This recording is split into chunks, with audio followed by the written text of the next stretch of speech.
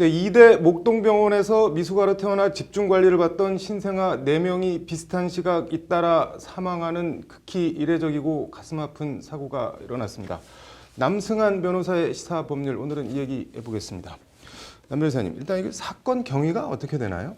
네, 신생아 중환자실, 흔히 NICU라고 하는 곳인데요. 네. 여기는 이제 미숙아들을 집중 케어하는 곳입니다. 미숙아는 이제 37주 미만으로 태어난 아이들을 얘기하는데요. 네. 이 아이들은 폐가 완전히 형성되지 않았기 때문에 좀 취약한 상태에 있습니다. 네. 여기서 4명이 잇따라 갑자기 사망한 것인데 네. 그런 내용입니다.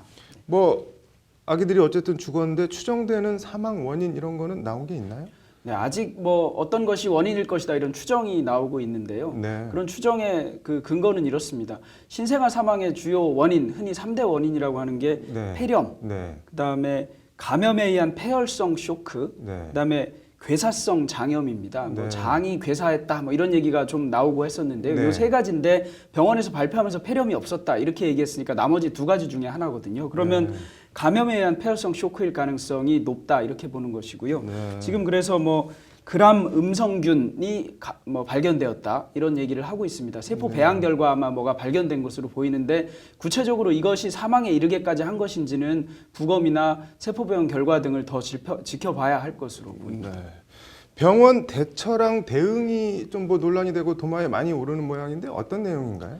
네, 일단 보건소에 신고가 제대로 되지 않았던 것 같고요. 네. 그다음에 경찰에 신고하는 것도 유족이 먼저 했다. 이런 점 때문에 유족들이 크게 불만을 표시했습니다. 네. 특히 기자회견을 먼저 열어서 기자들 브리핑을 하면서 유족들에게는 제대로 설명하지 않았다 이런 얘기가 있습니다. 경찰 신고만 놓고 따지면 항상 사고가 난다고 경찰에 신고하는 것은 아니니까 그럴 수도 있다 이렇게 얘기할 수 있는데요. 나머지 2가지에 대해서는 병원이 조금 할 말이 없을 것 같습니다. 네.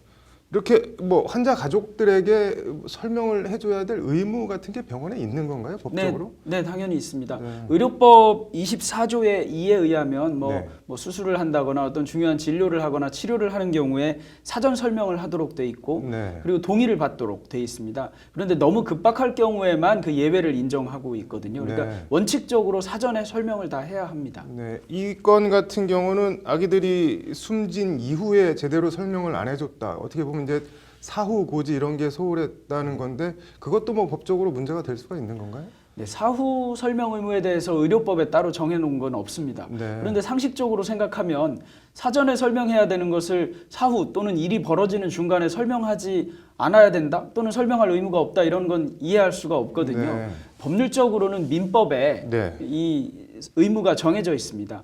의료 행위는 위임 사무에 해당하거든요. 네. 믿고 맡기는 것이고요. 이런 경우에 수임인, 병원이 수임인입니다. 병원은 수임 사무를 보고할 의무가 있습니다. 네. 민법 683조에 정해져 있습니다. 그러니까 중간에 경과나 또는 일이 발생했을 때 이런 것을 설명해야 될 의무가 당연히 병원에 있습니다. 네. 그걸 제대로 그럼 안 한 거네요, 결과적으로. 현재로서는 병원은. 제대로 안 하고 먼저 기자들에게 알린 셈이 되버렸죠. 네. 지금 뭐 오늘 아기들에 대해서 뭐 말 그대로 눈물바다 속에서 부검이 진행됐다고 하는데 통상 부검은 어떤 경우에 하게 되나요? 네, 뭐 사인이 불명하다거나 또는 의학적 규명이 필요한 경우에 하는 것이 부검입니다. 네. 흔히 이제 변사의 오인 또는 변사의 의심이 있는 경우에 하는 변사체 검시와는 조금 다른데요. 변사체 검시는 그 변사는 이제 범죄로 인한 사망이 의심되는 경우에 네. 검사가 하는 것입니다. 네. 검사가 하면서 필요하면 부검을 할 수 있는데 지금 여기서 얘기하는 부검은 그 변사체 검시와는 조금 다른 것이고요. 의학적으로 어떤 것이 원인인지를 밝히기 위해서 하는 것입니다. 네. 일단 이번 사건을 서울청 광역수사대가 맡았다고 하는데 그럼 일단 형사 사건으로 입건이 된 걸로 봐야 되는 건가요?